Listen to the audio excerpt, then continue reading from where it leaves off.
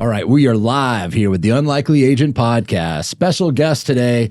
It is super cool to have him here. Everybody knows him and loves him, the Godfather of Real Estate, Noah Herrera.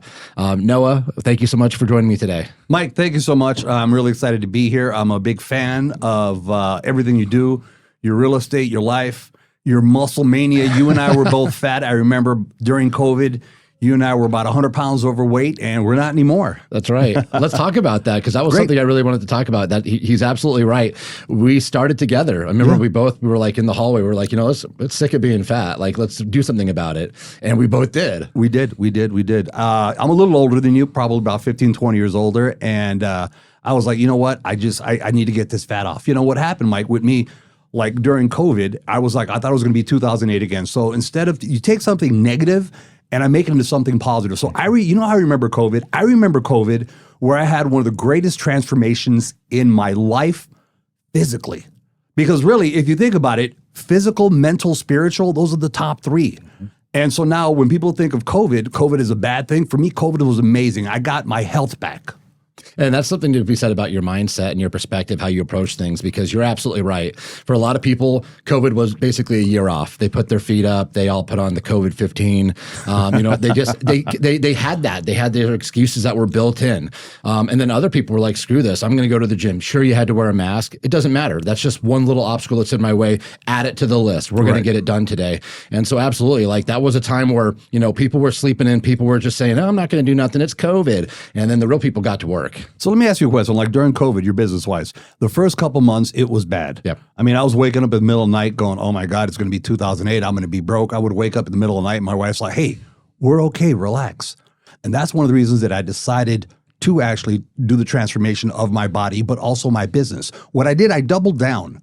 During those COVID years, I probably made 2.5 to 3 times the amount of income. How did you do on that time? Right there with you. It was super surprising. And admittedly, so from a personal standpoint, something that a lot of people don't know, me and my wife, we were under contract on a property as COVID was announced. We were going to turn it into an Airbnb. It was in Henderson. Got a pretty good deal on it. And at that point, we were still within our due diligence. So we're like, screw this, because the market's going to crash. The economy is going to crash. It was supposed to. It was supposed to. Right.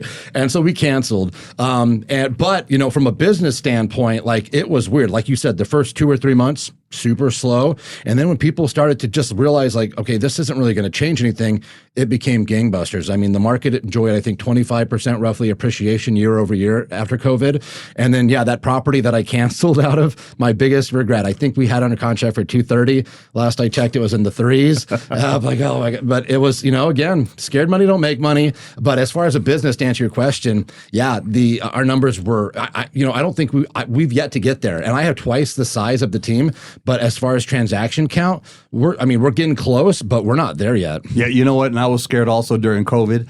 I had probably 6 or 7 properties I was buying, and I canceled every one of them. I did. And hindsight, once again, I go back, I'm going, oh, good Lord, I should have kept them, would have made money. But woulda, coulda, shoulda. We don't know what was going to happen. What happened is the government injected trillions of dollars into the economy, which stimulated everything. And when that happened, we're like, let's start buying again. We told our clients, our investors, our families, our friends, guys, it's time to buy. It's time to buy. It's time to buy.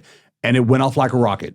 Yeah, you're not lying. And now it kind of feels like, different circumstances. But right now in this market, with these interest rates right now, we are entering traditionally the slower season as the holidays are around the corner.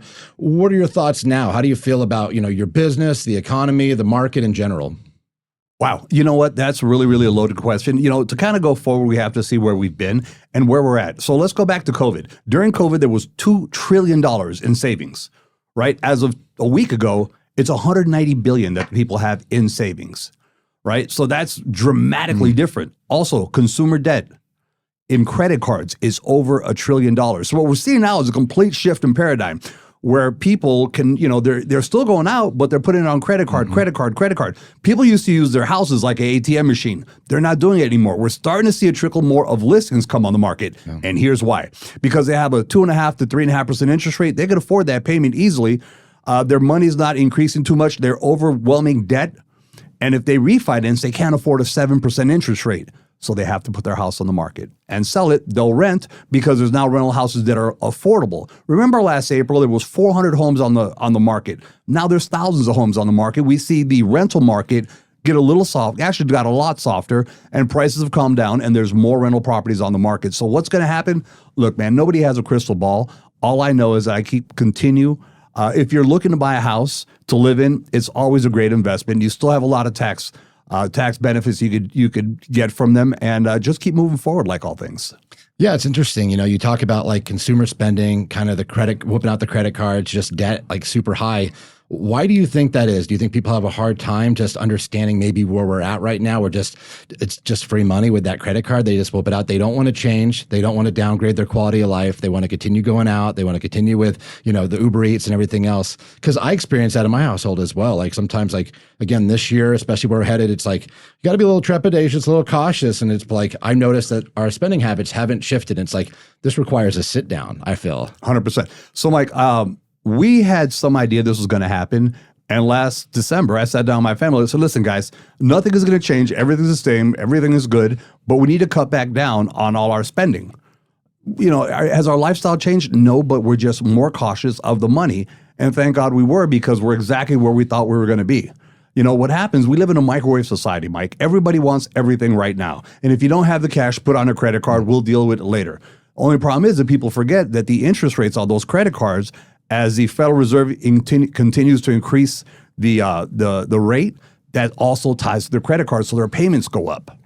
Yeah, and you touched on it as well. And I've mentioned this with my team and my thoughts as far as just like, what's the solution to our inventory problem? Because everybody's sitting on those cushy 2%, 3%, 4% interest rates.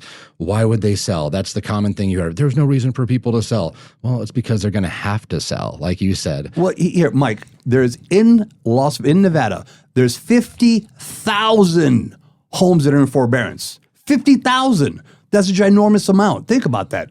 I mean, if you spread that out over a year, that's 4,000 homes per month that woulda, coulda, or should be on somehow in the market. Some of those people that are in forbearances have been out because they haven't had to make a mortgage payment. They're still using those credit cards. Those are some of the people that are going to be forced to sell because they still have equity while they still can. Now, the other side of that coin is this. Like, I had a house I was selling for $360,000. Great starter home, completely remodeled. Normally, I put on the market about 3 weeks ago. It would have been sold the first weekend. 2.5 weeks. I took it from 368.88. I dropped it to 365, 360, 350, and then I go, okay, stop. It's been 2 weeks. I bumped up the commission on the buyer side. I go, okay, where am I going to be if I don't sell this house in October?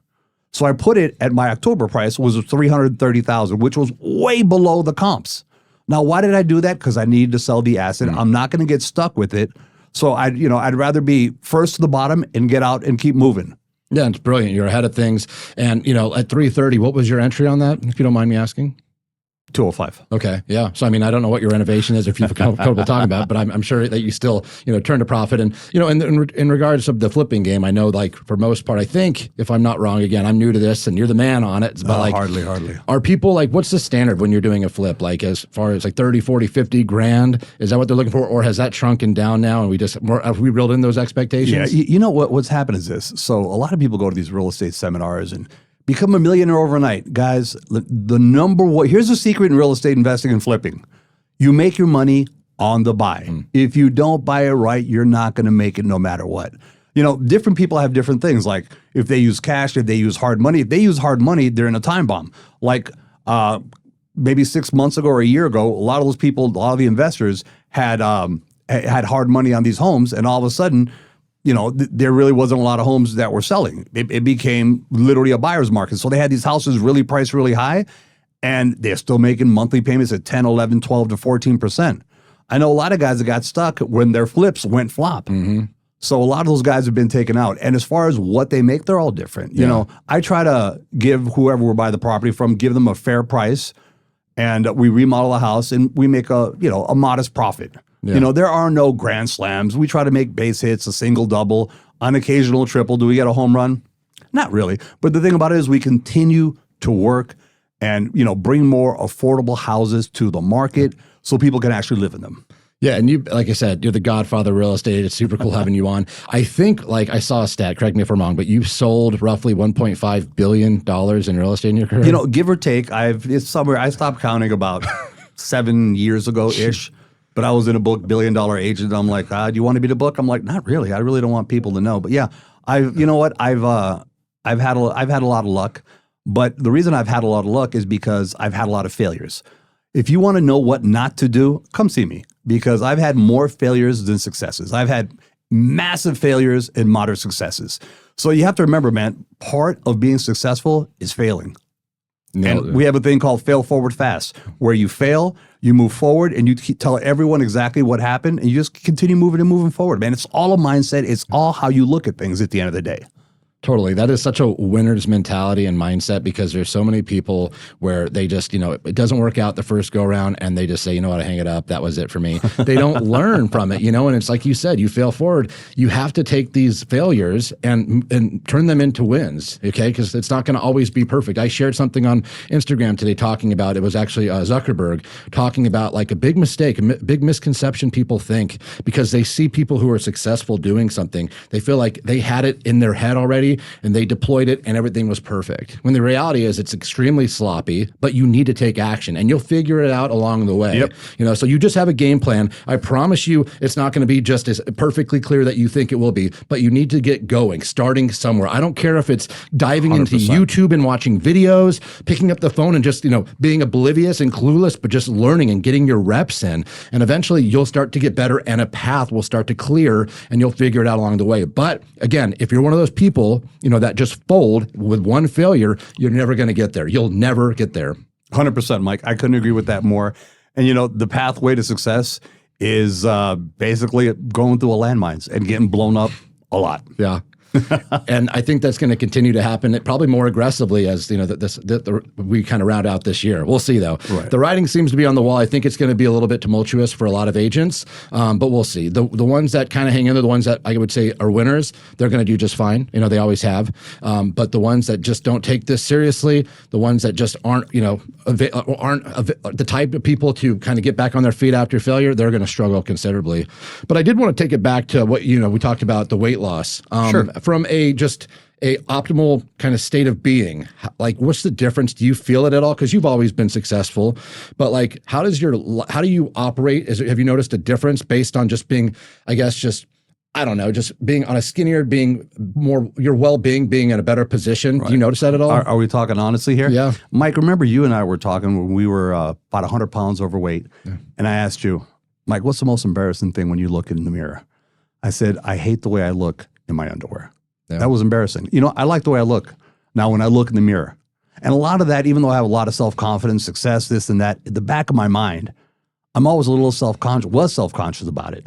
Why? And is it a hang-up? Is it real or not? It is. So how has that helped me? Well, besides the energy, I've always had a lot of energy, a lot of things, but really more mental. It's more mental health. I have more clarity.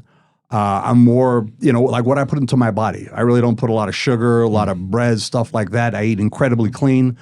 And I just feel better about myself. It's not, for me, it's now about longevity. How long can I live? And the quality of life that I want.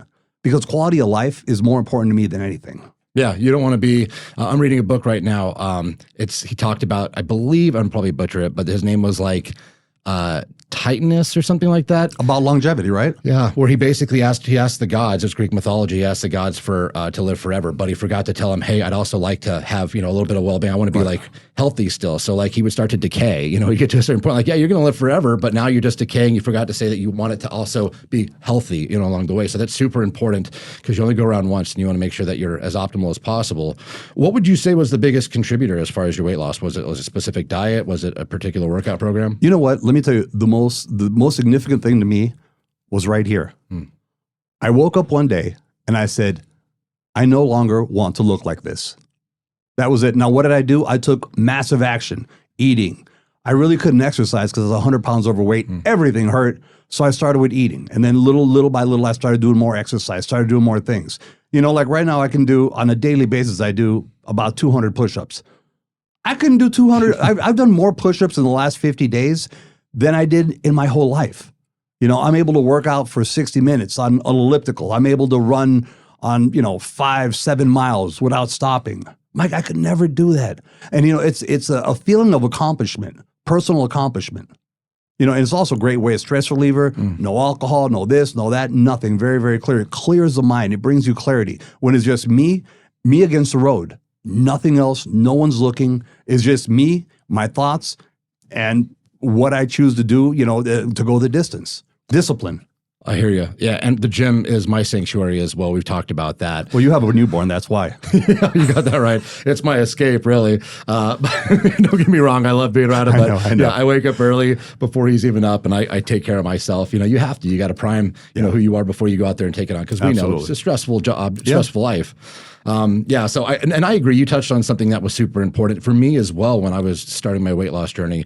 When you're heavy or when you're unhealthy, like the getting started, it's easy now because you're feeling good. Yeah. You're already used to it. Your muscles are used to it. Your diet's in line, but when you're first getting started and you haven't even looked at a treadmill for years, like it's really scary. Can you talk about what that was like? Did that affect you at all? And I don't know, advice for those that maybe are just like, I want to get healthy, but I don't know where to start. All right, guys, here's the thing. If you want to start, like I was so fat I couldn't really exercise. But what I could do is what I put into my mouth. Like I love donuts, nachos, and tacos.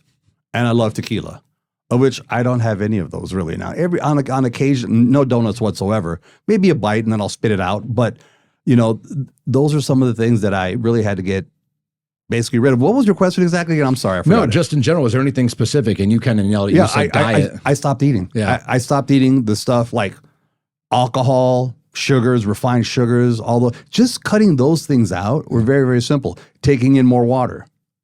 Just little tweaks until I was able to go, okay, that's phase one. Phase one is, all right, let's get our eating under control. Phase two, I can start walking a little bit. Then you start walking maybe a half a mile and you're worn out, you're breathing hard. And it's embarrassing to talk about, man. I can't walk a half a mile without getting winded. I could do 5 to 7 miles at a drop of a dime like you can now. Yeah. But how hard was it at first when you were 100 pounds heavier?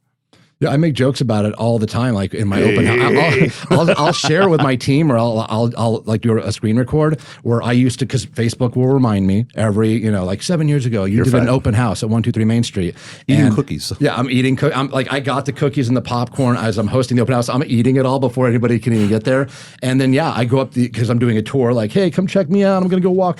I get up the stairs and I'm gassed, and there's 3 bedrooms. It's a running joke now, but super embarrassing. Yeah, it is. So I think you mentioned, you nailed it, compartmentalizing the journey and starting with baby steps. If you're in a position where, like you're just not healthy, no one nailed it. Diet is going to be 90%. Even when you're in the thick of it, diet is 90% of it. And I like donuts. I like everything else.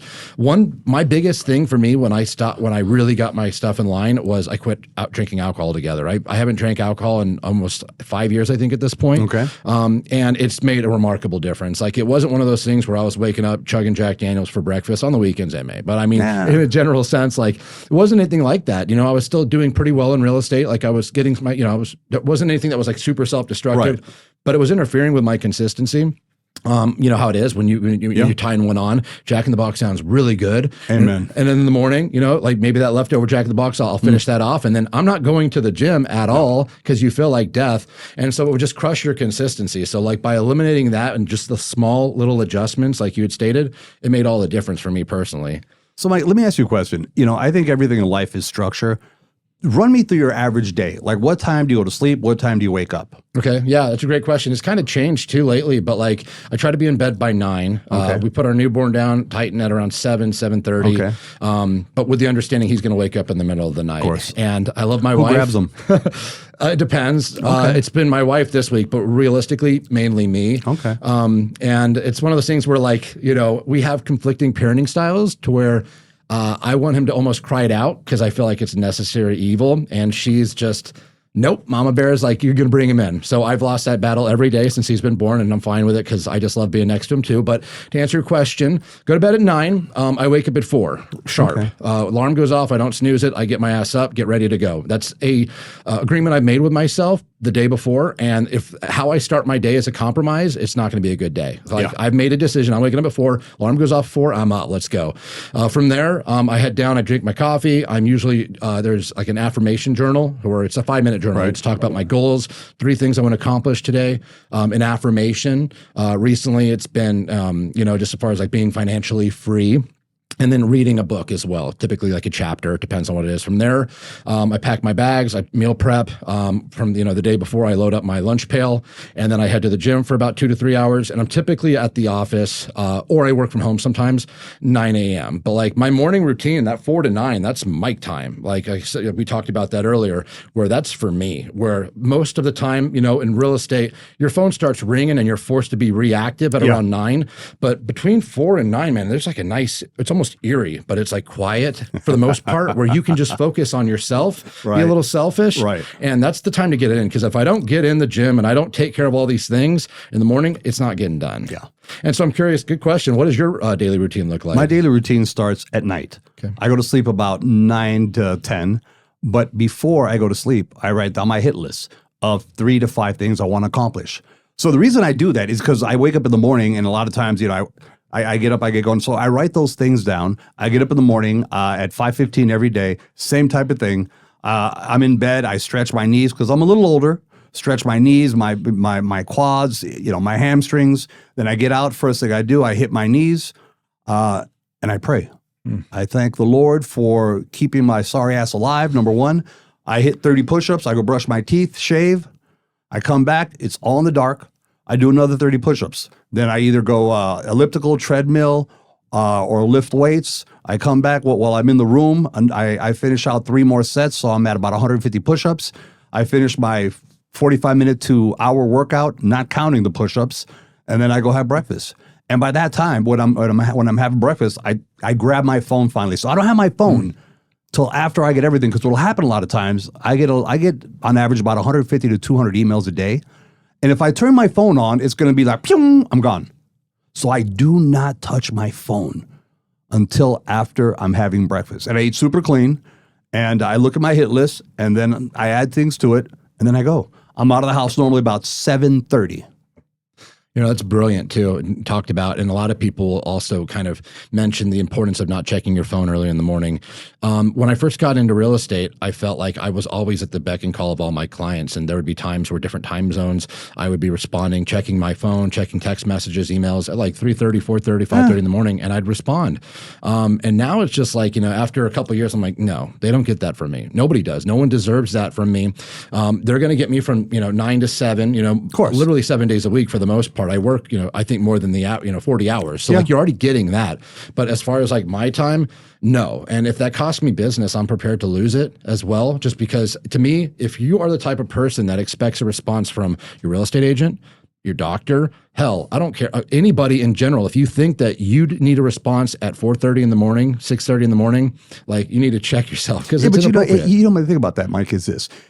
As long as you respond, the thing is nowadays that the follow-up, listen, we're in the real estate business, but no matter what business you're in, it's three core things you have to do: lead generation, lead follow-up, and customer service. As long as you're communicating with them, say, hey, you know what, I just got this. I saw you send it at 3 in the morning. Let me check into it. I'll let you know later on today. Now, what I do also, if it's something I need to get back to, I take a screenshot of it. So that way I go back through my phone. What do I need to follow up with? Because we get jammed up. So screenshots of it, I go back and I clean it up, and I go and I go and I go. That's such a brilliant tactic. That's something that I did as well.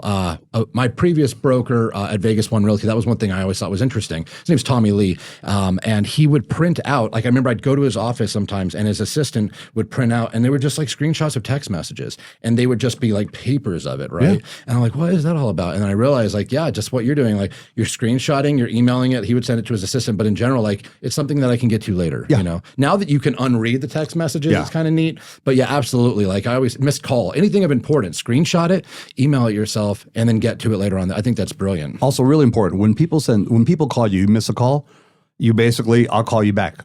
Or if someone sends me a text, I'll get them. It's always important to respond. And I even taught, younger agents or my sons this. When someone sends you a text, just hit thumbs up, because that way they know you got it. Because if you don't, they'll be like, did you get my text? Well, you didn't respond.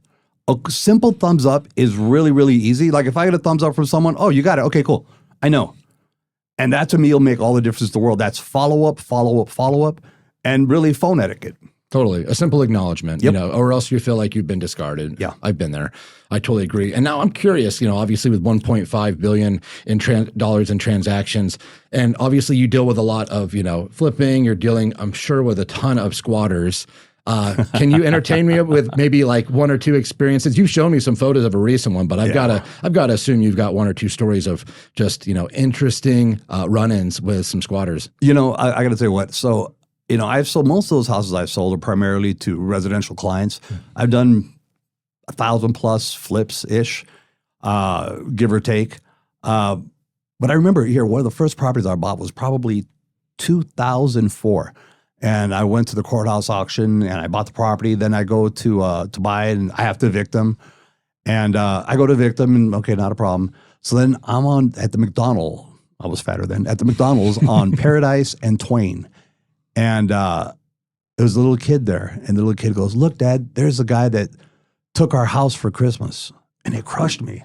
And I didn't buy any flips or any investment properties, those type of properties for about 2-3 years, about 3-4 years.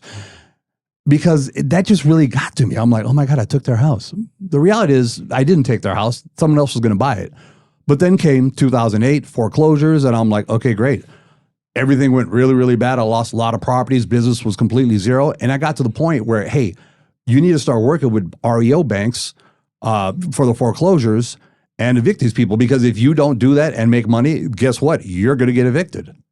So, the way I treat people is just the way I want to be treated. I'm firm, I'm polite, I'm apathetic. But look, I'm doing a job. It sucks. I'm very, very sorry. Here are your options. What do you want me to do? I work for the guy. Even when I buy properties, I don't tell him I own it. I say, hey, I work for the guy. Here's what we can do. Here are your options. Please don't make me be the bad guy. Return my phone calls. Otherwise, and you're just upfront with them. You just level with them and you treat them like human people. Now, some people still will, not respond, not do anything. And, you just let the lay of the law happen the way it does. Yeah. And it's interesting when we talk about, people that are living there and then, the owner sold it from underneath them, or just, they're just not doing too hot financially. And it's like, you got to come in with the hammer and you're like, all right, you got to go. And now you're the bad guy and you ruined some kid's Christmas. And it's like, I could totally see that. Like that would, because I know you and how that would hurt and just like crush you. Because I thought about my sons. I thought about imagine if this was one of my kids and my kids were young at the time. So you wanted a good story about squatters. That was the hardest story I ever had to deal with. We've had squatters. A guy pulled a gun on me, and all of a sudden I've got helicopters, 8 police officers, getting taken out. I bought a house once when there was a eightplex once when there was a head squatter. I had to cut a deal with the head squatter to get it to look at the property. I mean, all sorts of crazy things. I mean, we've probably during the REOs we probably evicted, unfortunately, several thousand people. And it's hard, but we deal with them with respect. That's the most important thing.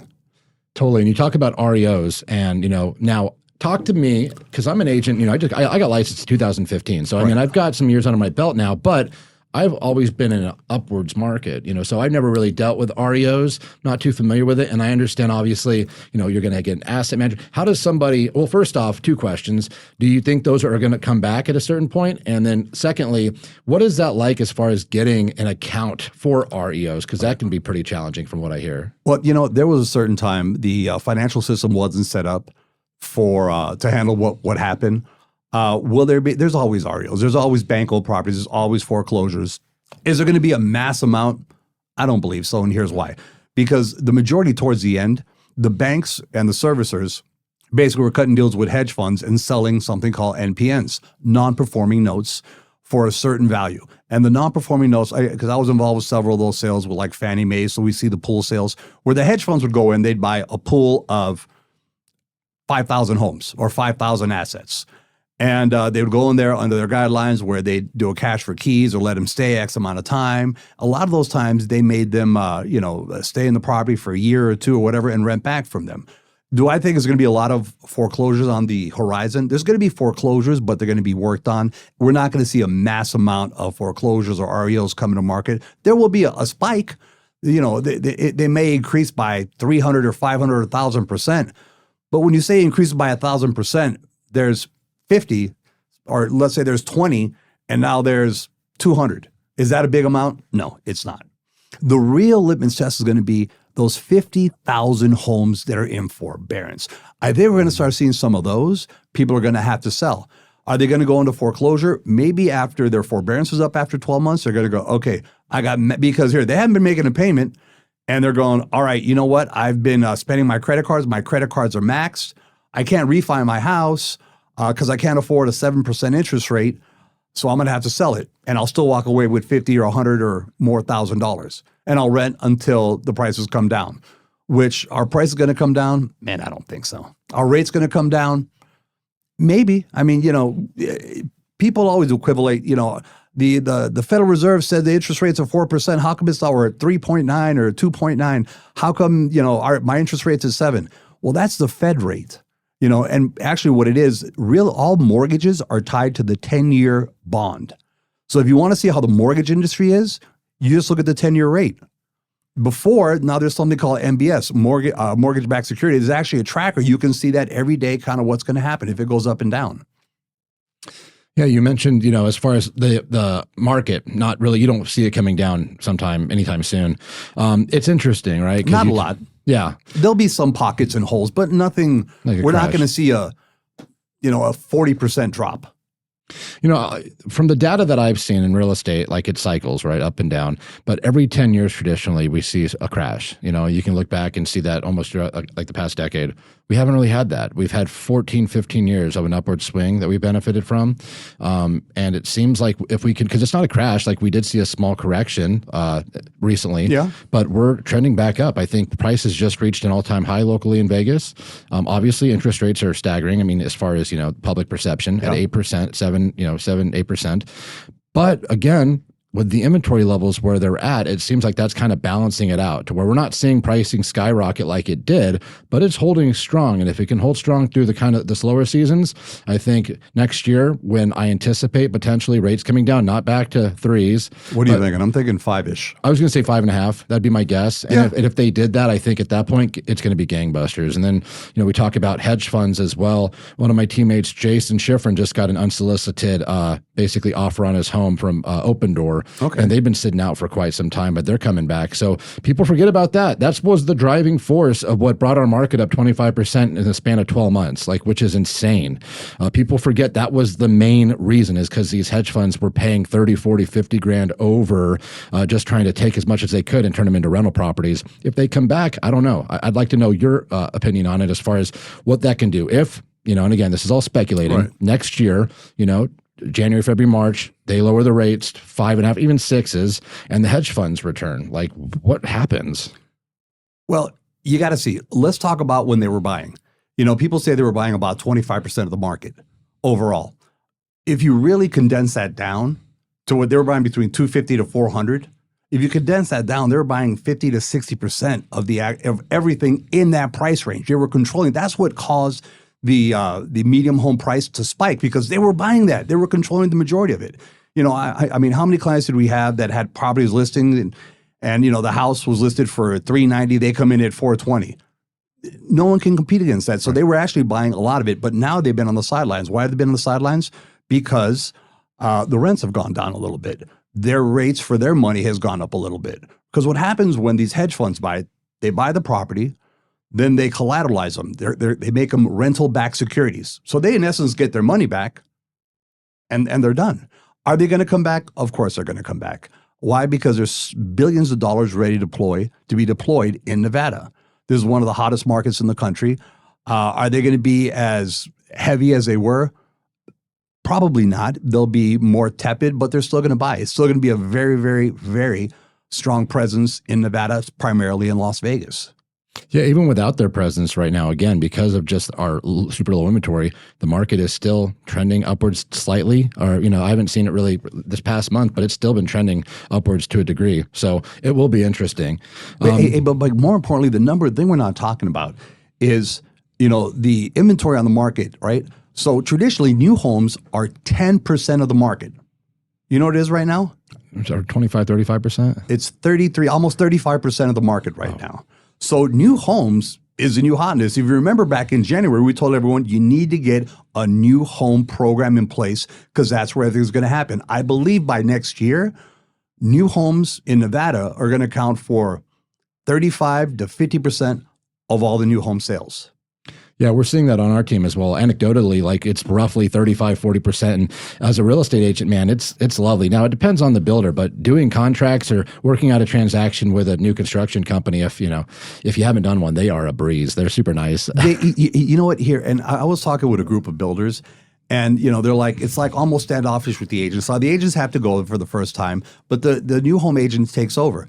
A lot of times agents have to realize, and really when I tell you this, I've sold thousands of new homes. But what it is basically, people don't, as an agent, you want to go there, because you control the contract and everything. Agents feel like they've lost control of the new home sales. So they try to put their stuff into it and try to take it. Hey guys, there's a new home sales agent who's trained much better. They have a 100-page contract that you do not understand. You kind of go through it with them and your buyer, but let them handle the majority of the transaction. Protect them as much as you possibly can, but the builders are not going to change anything in those contracts. Unfortunately, they're like, you want to buy it or you don't. The majority of the new home builders, I've had nothing but great experiences with them. On occasion, is there a problem? Well, there's a problem with anything, but for the most part, they want all their clients to be happy. Yeah, I remember, again, when it was crazy in COVID and everything was flying off the shelves, they didn't really need real estate agents. So traditionally with new construction, they do their own marketing, right? They're going to have people walk in. But more often than not, they want to partner. At least they want to spread the word and get people who are cooperating agents to send their clients that direction. And of course, they compensate them with commission like any other seller would. And there was a period of time there, a lot of these builders were like, fuck you, because we don't need agents because we've got just a line out the door of buyers looking to buy these properties. So it's simmered down since then, and we're back to what feels like a bit of normalcy.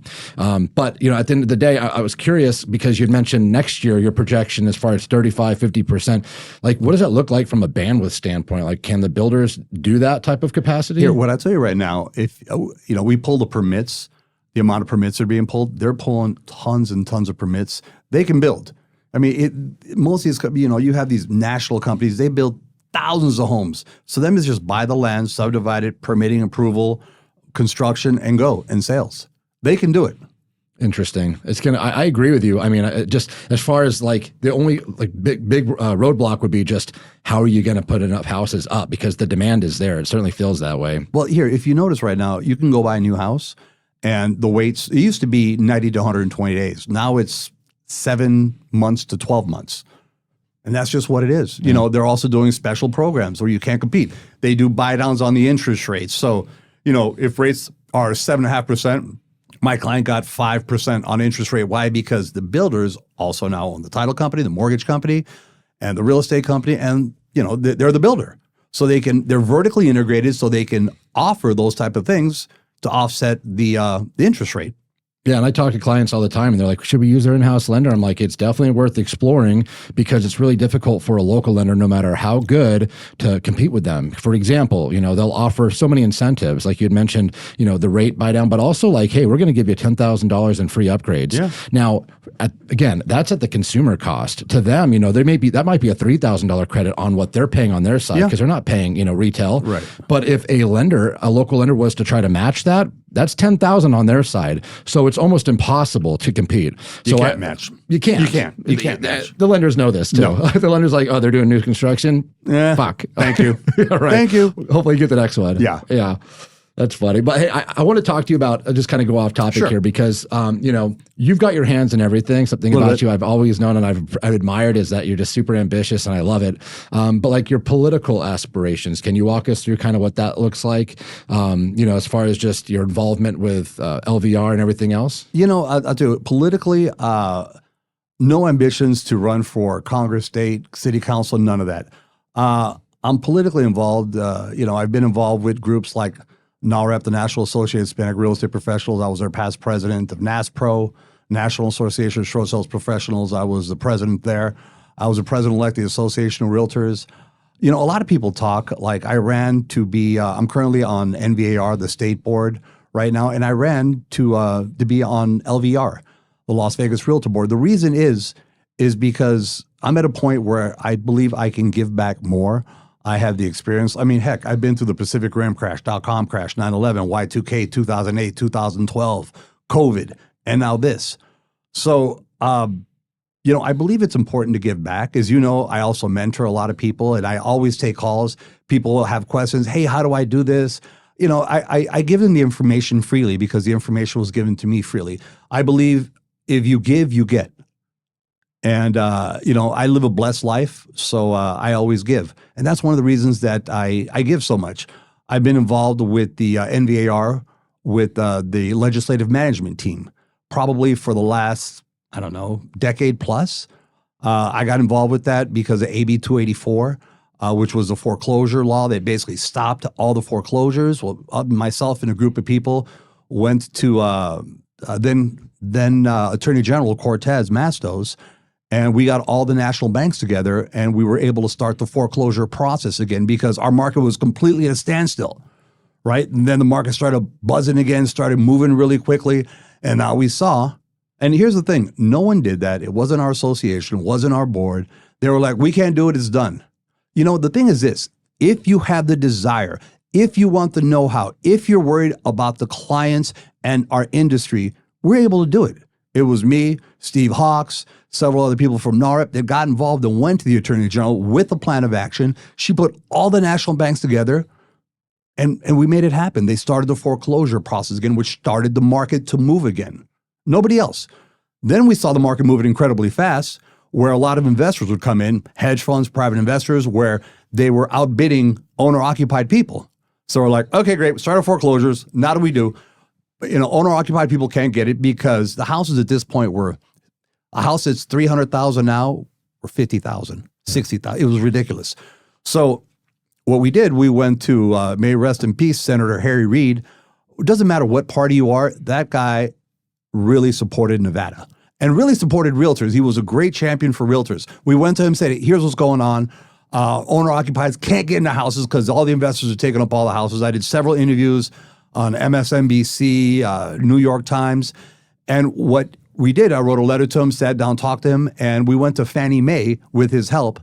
And we created something called the First Look program, which was a pilot program here in Nevada. And what that pilot program was, and it went initially through Fannie Mae, then to HUD, where for the first 30 days, only owner-occupied people can bid on those properties to buy.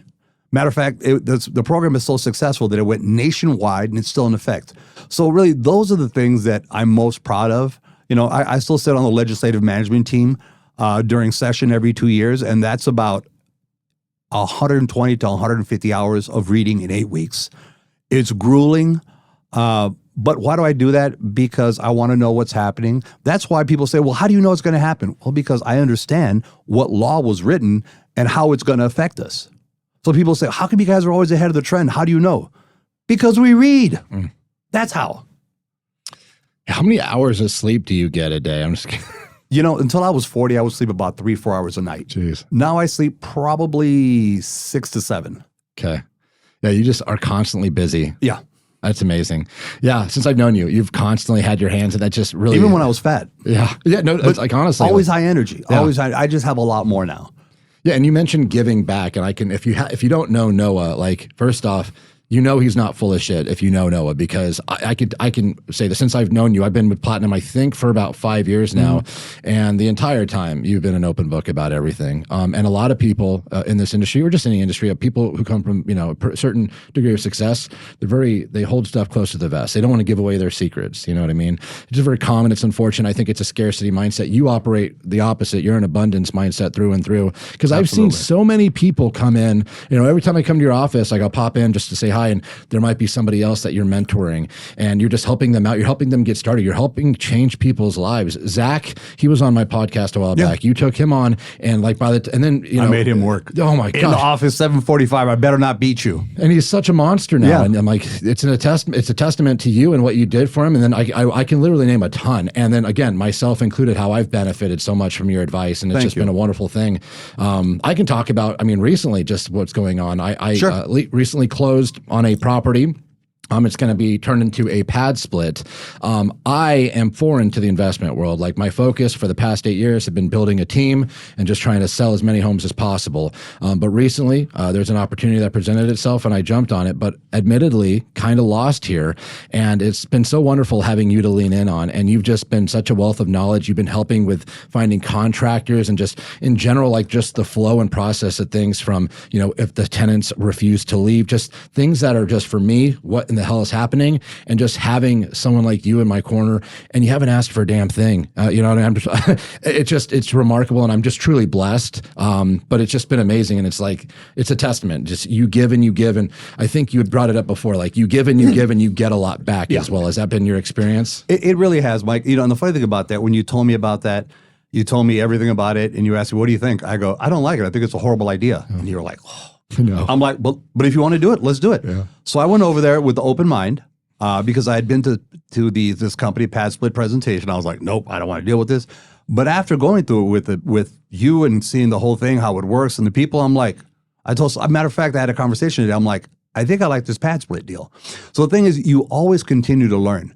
And you probably don't remember this. You gave me a referral one time for a client that wanted to sell their house. It took me a year for me to buy that house. And I go back to go, hey, Mike, I finally closed on that deal. Made a couple bucks. What do you want to do? He goes, nah, don't worry about it. Another time you don't remember, a client of mine called you off an ad call. A person that I'd known for a long time. I met at conferences. Pat Kwan is her name, as a matter of fact. And she was saying, yeah, I know Steve, I know Noah. And you go, well, why don't you just deal with Noah? And she goes, okay.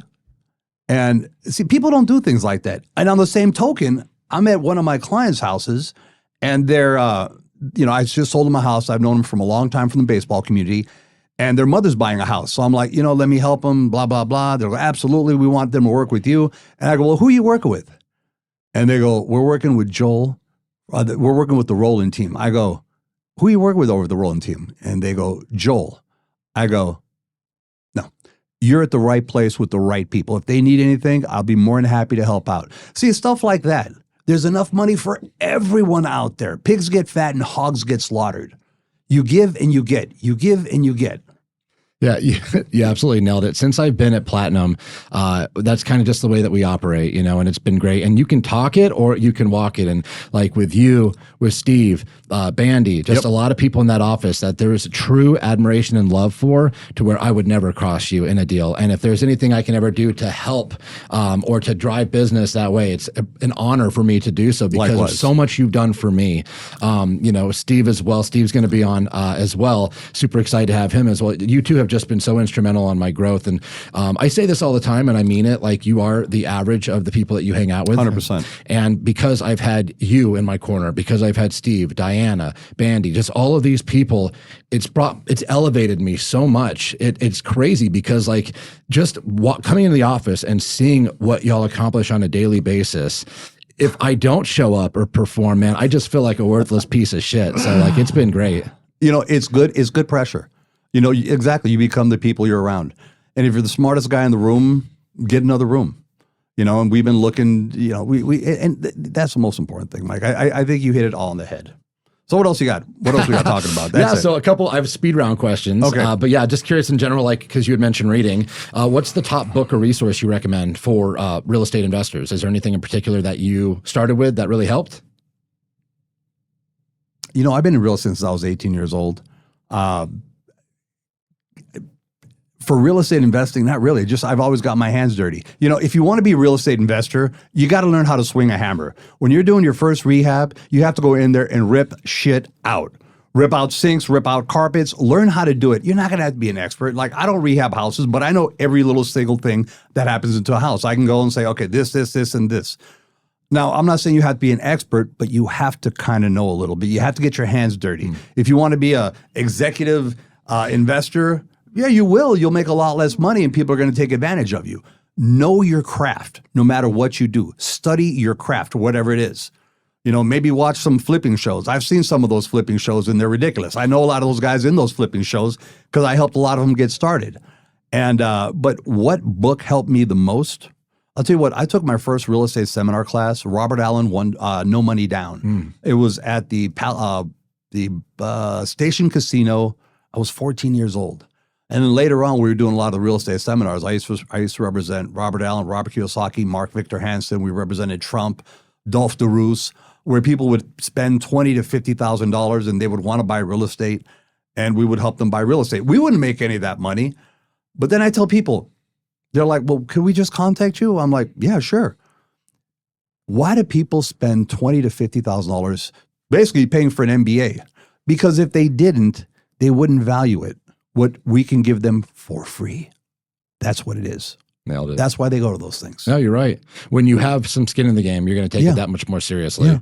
Yeah, you could literally have a blueprint, but if you didn't pay for it, like, I have friends that are just like cautious about, like, I don't want to spend money on the program. Like, you fucking need to, because that's going to, that ensures that you're going to take it seriously. Yeah, look, like here, you said you were taking a course to do some stuff. Great. It's good. What are you going to learn? Look, get some hints, get some things, learn some. Look, you can learn I learn from everyone and everything. That's what I do. You talk about learning. Can you give me, if you know at the top of your head, what's the biggest mistake maybe you've made in real estate? You can, biggest mistake, thinking that it would not come to an end. Everything comes to an end, and overspending.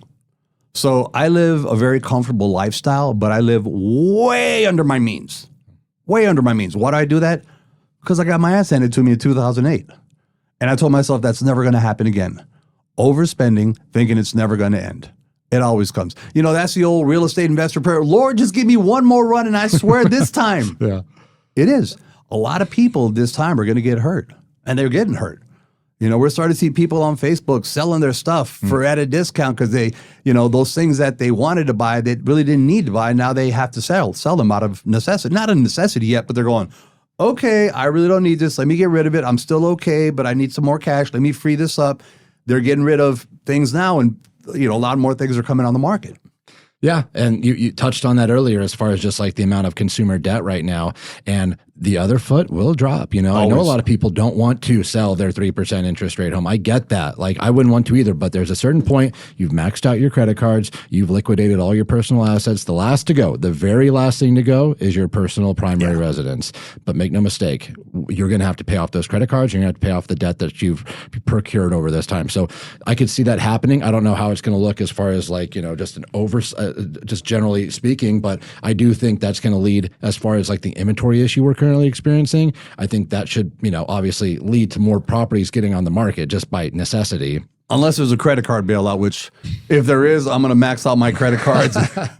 You think that could happen? Dude, you know what? Who knows? Yeah. I mean, if they could pay off school loans, why not credit cards? Yeah, that's a great point. I don't know. Yeah, I could. And you mentioned just hardships, like as far as what this market looks like. In your experience, what advice would you give like a newer agent starting out? Like, is there any particular like avenue that they should explore? Should they join a team? Should they go after expires? Should they go after for sale by owners? If you're a brand new agent, let's say you just got your license this week, I would ask them, why do you want to get into real estate? Do you have any idea how incredibly difficult this is? No, but I want to do it. Great. All right. You have no idea what you do before. I'd get a little background on them because not all, a lot of the people are different, men and women who are better. I don't think it has to do with men or women who are better, but desire of what they want. Like if someone wants to not live the way they've lived, the way they've grown up, I'll take a person who has suffered when they were young and didn't like the way they grew up in their family and refused to live like that and is willing to work 100 hours a week, than a person with a double MBA. Because I can teach you the semantics, the mechanics of it. I cannot give you desire and drive and discipline. And grit. Yeah. So what's the best thing to do? What would I tell somebody? Hey, man, look, if you're new, go work with someone that will train you. Go work for someone on a team like you. Like I send people to you because I'm like, I don't take new agents. I'll take agents that, have less 1 or 2 years. I'm not here to, I can't mentor you every day because I do only 1 or 2. But I'll send them to you. I'll send them to other people. I send them to a lot of different brokers. Go work for a team where they have leads and they can teach you and walk you through the process and the program. Until now, do agents come and go? Yeah, they do. And that's okay. Sometimes they leave. Sometimes they come back. It's okay. But it's all about giving and possibly maybe they'll return. Yeah, and you're so right. We live in a day of instant gratification. I mean, just everything's at our fingertips. Amazon Prime, you can have it at your doorstep within the hour. Uber Eats, 30 minutes. And the same can be said, unfortunately, about just like success. Everyone wants it overnight. You know, you talk about somebody who wants to be a doctor. Well, that's going to require 7 years, 8 years of college. You know what I mean? Even just a simple bachelor, you're going to need 4 years. Now, you can start making real money. Like I'm talking doctor money in this industry. I mean, I've seen some people do it in a year, but let's just say 2 years. I think that's fair. And yet people don't want to do it because, I don't know, the entry fee just costs too much. And by that, I mean like they're apprehensive about certain splits with a team. Like, and that's a big red flag for me. The question is always comes up, and I appreciate that because, of course, that involves your income, your livelihood. But like, if that's your first question out the gate, like, what is your, you know, what's the commission like? It's like asking me what type of value that I'm going to give you, or what type of income that my, you know, 1 year, 2 year, 3 year agents. What are you going to teach me? Should be the question. So, Mike, I want to come work for you. I'm a new agent. What could I expect? What are you going to teach me? Right. You know, I want to change my life. So I like the way you live your life. What do I have to do to be like you? Yeah, and it's just about giving somebody a foundation for success, literally a blueprint. Like I'm going to shave off, like we talked about it earlier, like that path where it's just like uncertainty. You don't know where you're going. You'll get there with time. But getting a mentor like yourself or joining a team where they're established, they can literally direct you to that straight line. You're going to get there that much quicker. You're in the HOV lane, man. You're moving a lot quicker while everyone's standing still. Yeah. That's really what it is. Working with a team, or guys, it's real simple. If you want to increase and be successful in real estate and you see you're stuck in 5 o'clock traffic, but you see the HOV lane just humming, that's because that person's on a team or working with someone who, you know, basically like a mentor that has business, that can train them, that can teach them. But they have to be coachable. That's right. A lot of people aren't coachable. You can't tell me anything. Mm-hmm. Yeah, and then again, they'll scoff at the commissions like, well, I can make more by myself. It's like, good luck. Have fun with that because I'm giving you, you're essentially getting paid for an internship because a lot of people do this shit for free. Yeah. I would have, had I known like where I was at, like for the first 2 years, if you just said, hey, you're going to work for free, you're going to do this and that, it would have been tough. But understanding what that would have done for me, like 2 years would have sucked. It absolutely would have sucked. But after 2 years, like all that knowledge and experience, you can pretty much print money at that point. Pretty much. And people don't see it that way. Again, it's I blame society. Maybe I'm just getting old, but I really feel that way. People don't want to work for it. Or in real estate, it does it kind of brings in people because typically, realistically, in real estate, it's never somebody's first choice. Like when you were growing up, you're like, I want to be a real estate agent. I've always wanted to be in real estate. Really? That's all I've ever wanted to do. You don't want to play professional baseball? You don't want to? I only wanted, that's all I've ever wanted to do is be in real estate. Interesting. Because for me, like that wasn't even on my radar. That's all I mean, did I do other things? Yeah, you know, during school, I worked as a bartender. I owned a couple different video stores, a tanning salon. But the staple was always real estate. I always wanted to do real estate. I wanted to do real estate. And when I took it real serious, I was about 24. I'd been licensed the first time when I was 18, right out of high school. And I wasn't ready, but I still had my license. And I went to work for a lady named Amalia Pardo. May she rest in peace. And this lady and her brother, Fabian's still alive. He had 18 properties. This is back in early 90s, early 90s. And I was like, wow, I want what they have. And she'd make us be in the office at 8 a.m. every day. And she ran television ads and, you know, we'd have to phone call and just work. And she drove us, but she trained us. But I was coachable. Mm-hmm. My eyes were open. My ears were open. I was willing to take direction. I was willing to do things that I had no idea why I'm doing, but I wanted what they had. And I didn't know how to get that. So I kind of went on blind faith, not blind faith, but basically seeing kind of where the end game is to get to where they're at. Matter of fact, Amalia was my first real estate mentor. I went to her funeral probably about 1.5 years ago. And, you know, she was a great lady. Yeah, and your passion, that doesn't really surprise me because I will say for the most part, real estate is a backup plan, but there's a reason why you're so good at this is because you have the passion involved, of course, coachable and everything else, but like you've had a desire at an early age even to be great at this. But it sucks sometimes, Mike. It sucks sometimes. So here's the thing. Let's talk about that. Real estate sucks. Yeah. Does it suck? Yes. So am I motivated every day? Kind of like I'm not motivated to eat good, not motivated to work out. That's where discipline comes in, doing shit that I don't want to do on a consistent basis. Because I'll tell you what, you may be smarter, younger, faster, but I'll tell you what, you will not outwork me, man. You got to get up real early and have a lot of drive. You may for a little bit maybe, but I will drag it out. You know, when you're tired, I'm just starting, man. When you're wiping out, I'm just getting going. Right. I'm popping into second gear. You're absolutely right. And there's a big difference between, we talked about this before, motivation versus discipline. And most people get off on motivation. If you're not truly disciplined, you will be in for a world of hurt, because you can listen to a David Goggins podcast, get you hyped up, get ready to go. But that does fade. And, again, when you're feeling sick, you feel like shit or whatever, are you going to drag yourself out of bed and get to work? Those who are not motivated that day will not. But if you're disciplined like you absolutely will. So this has been great. Thank you so much. No, I absolutely love you, man. It's been an honor to have you on the podcast today, man. Thank you so much. Thank you, Mike.